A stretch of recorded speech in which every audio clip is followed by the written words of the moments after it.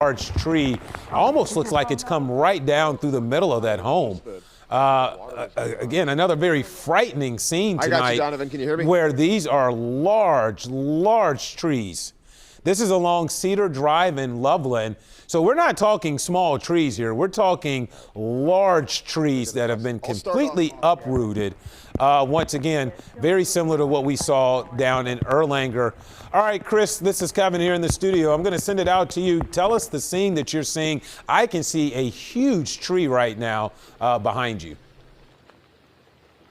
Yeah, and that's exactly what you're looking at, Kevin. And this is a scene we've been looking at not just here in Loveland, but also where Rachel is. We're looking at a similar scene. We were here just a little while ago. We saw some first responders. They've since left the area.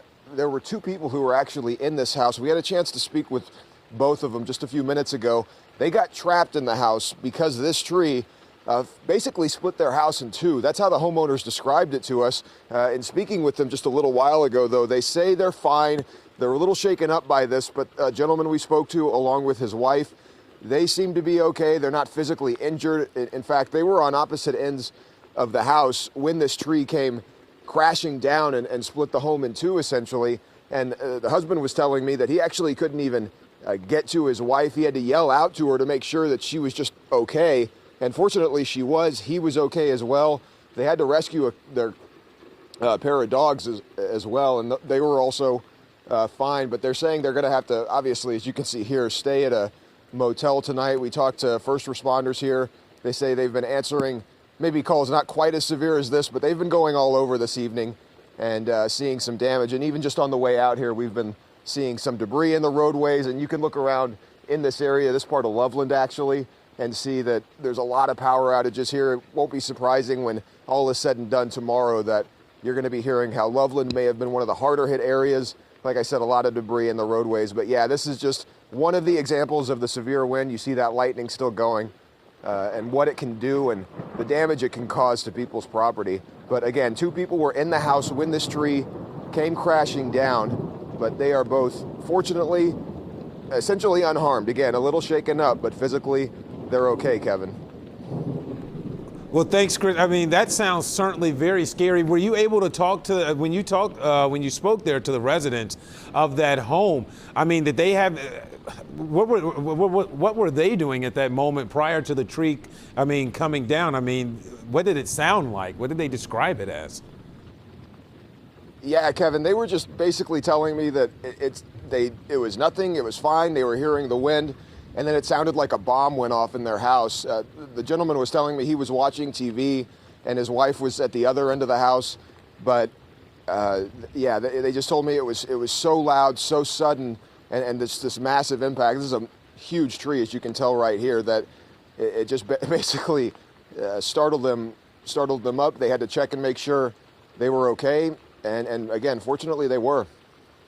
Very lucky. Very, very lucky. Very similar story to the young lady and folks that were down in the Erlanger area. We know 3 were in that home. I guess 2 in this home here, along with their pets, when this tree came crashing down here tonight. Any idea on in terms of, is the home salvageable, or I mean, in terms of, is it somewhere they can stay through the night? I mean, how just significant is all the damage there? So as far as where they're going to be staying tonight, the husband telling me they're going to have to find a motel. That's their plan, at least. As in terms of the home being salvageable, he said it is way too early to know, but he knows that they're going to have a lot of inventory to do when they get back, probably over the next couple of days, just to calculate, what the property value is or what the damage in terms of the lost property is. The damage to the home, and they're going to have to analyze all of this over the next couple of days to see the extent of this damage and how much this is all going to cost them. And like you said, Kevin, even if this home is salvageable, because again, this home basically looks like it was split into 2 by this tree in their front yard.